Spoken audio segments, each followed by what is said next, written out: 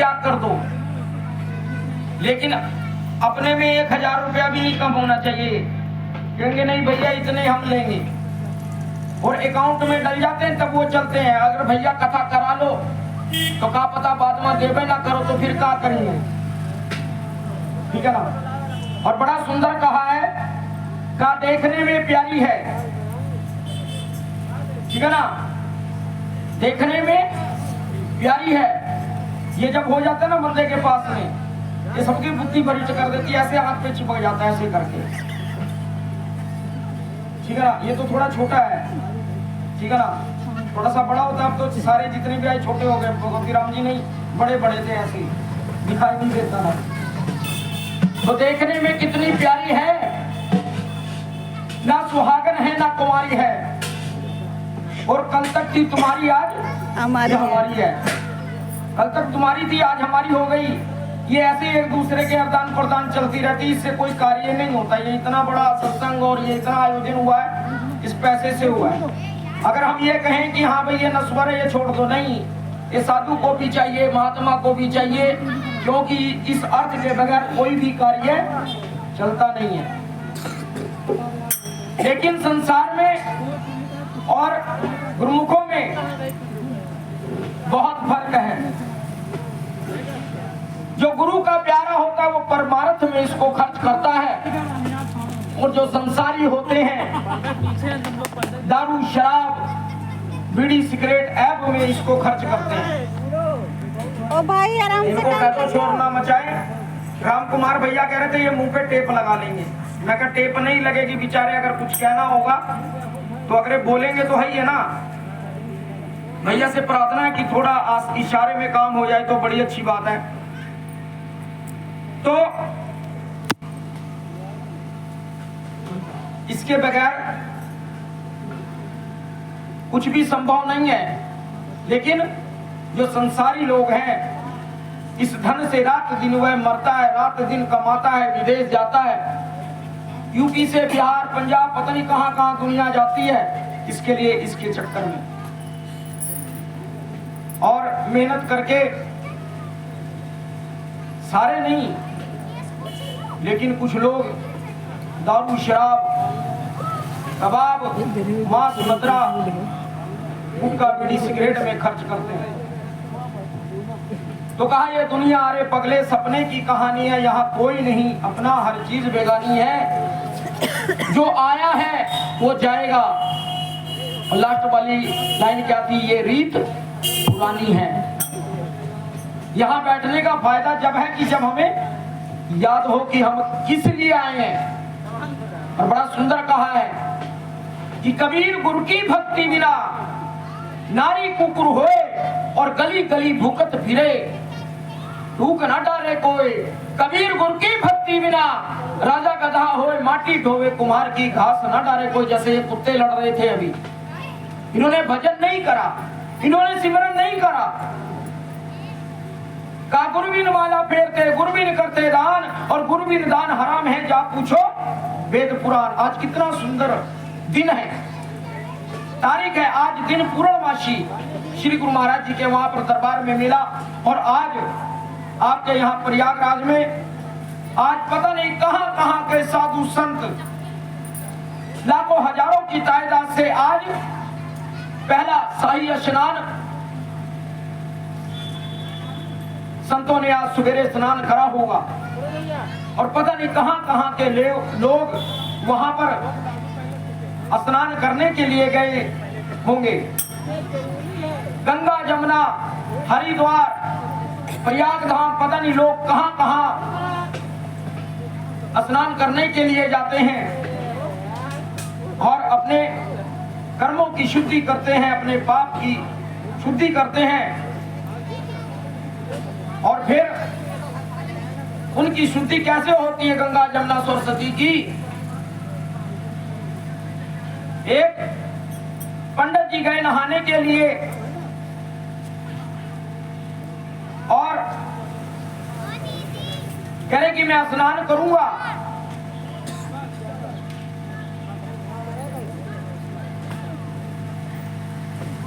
तो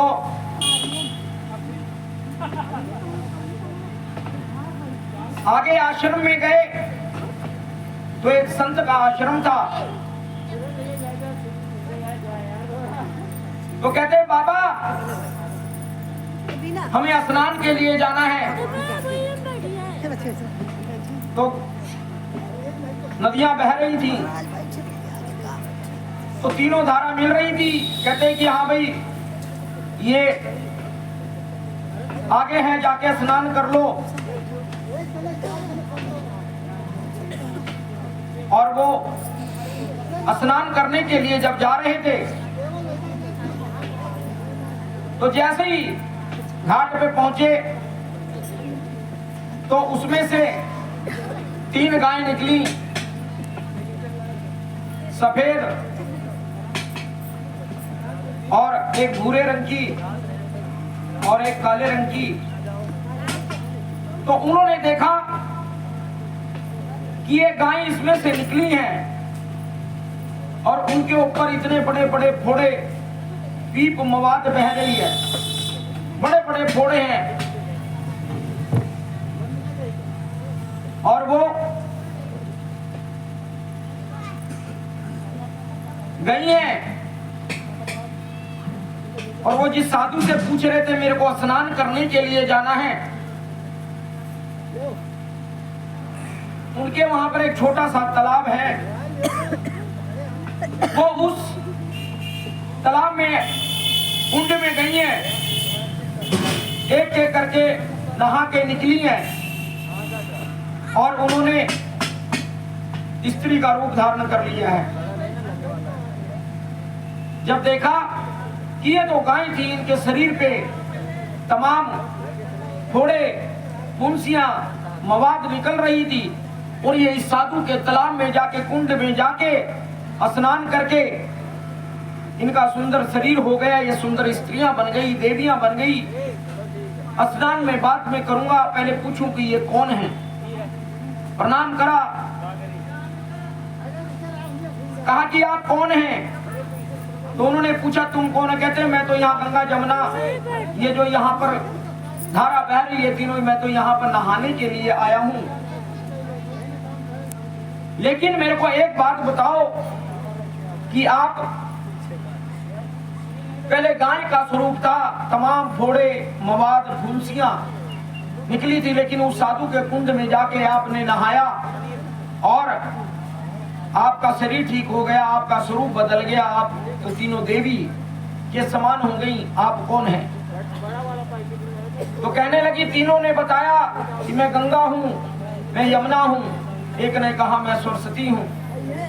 जैसे ही उसने सुना वो चौंक गया, कहने लगा कि बताओ दुनिया इनमें स्नान करने के लिए आती और ये उस साधु के कुंड में गए और इतनी सुंदर देवी का स्वरूप बन गया। कहते हैं कि बाबा दुनिया हमें अपने पाप सौंप जाती है, तो हमें नहा के अपने पाप हमारे ऊपर लाद जाती है, लेकिन ये साधु के कुंड में जाके जब हमारे ऊपर तमाम पाप लग जाता है, फिर जाते हैं हम इस उनके अमृत स्रोत में स्नान करके हमारा शरीर सुंदर स्वभावमान हो जाता है, वो हमारे पाप, हमारे कष्ट हर लेते हैं। तो कहते हैं कि शास्त्रों में ऐसा वर्णन है, संतों ने ऐसा कहा है कि जब संत प्रयाग में नहाते हैं तो जितने भी पाप कर्म होते हैं, जो भी उनके ऊपर गंगा यमुना जो पाप हर लेती है, अबला में तो पाप हरती नहीं है, तो हमारी भूल है। पाप करें हम, और ठेका गंगा जी ने ले रखा है, कोई किसी के पाप नहीं। विषम पितामह जी उनके पुत्र थे गंगा माता जी के, लेकिन उन्होंने भी उनके कर्म नहीं काटे। विषम पितामह जी को भी कर्मों का भुगतान देना पड़ा। वो कर्म काट सकती थी, लेकिन उन्होंने नहीं, कर्मों का तो भुगतान देखो हमें देना ही पड़ेगा। इसीलिए कहा ये दुनिया अरे पगले सपने की कहानी है, यहाँ कोई नहीं अपना, हर चीज बेगानी है। कबीर गुरु की भक्ति बिना राजा गधा होए, माटी धोए कुमार की घास न डारे कोई, कबीर गुरु की भक्ति बिना नारी कुकुर होए, गली गली भूगत फिरे टूक न डारे कोई। कहते हैं जो जीव भजन नहीं करते, सिमरन नहीं करते हैं, वो ऐसे ही भटकते रहते हैं। अगर बच्चों ध्यान से नहीं सुनोगे तो यहाँ बैठने का कोई फायदा नहीं है। जो बच्चे स्कूल में जाते हैं और ध्यान से पढ़ाई नहीं करते, जिस टाइम पेपर होता फिर एक दूसरे की शक्ल देखते पूछते हैं, लेकिन कोई बताता नहीं है, फेल हो जाते हैं। ध्यान का ही बड़ा महत्व है, ध्यान की ही भक्ति है। ये तो संगम जो है ये बाहर का है, लेकिन अंदर का संगम कहां हो रहा है? कहते ईड़ा पिंगला सुषमना, ईड़ा पिंगला सुषमना, ये तीनों कहां पर बसती हैं?